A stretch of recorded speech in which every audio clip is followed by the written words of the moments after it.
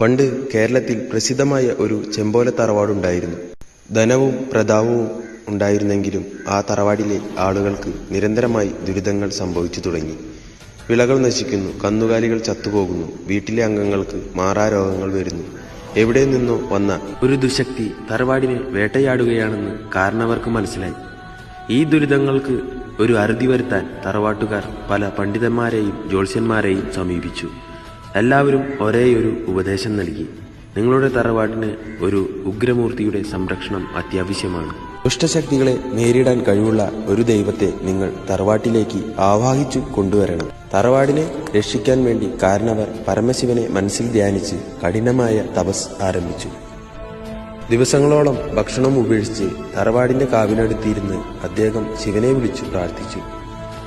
കാരണവരുടെ ഭക്തിയിൽ സംപ്രീതനായ പരമശിവൻ അദ്ദേഹത്തിനു മുന്നിൽ പ്രത്യക്ഷനായി.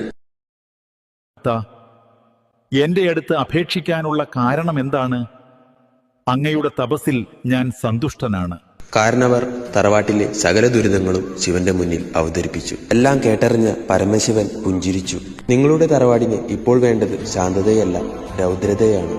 ദുഷ്ടശക്തികളെ വേരോടെ പിഴുതെറിയാൻ കഴിവുള്ള ഒരു ശക്തിയെ ഞാൻ നിങ്ങൾക്ക് നൽകാം.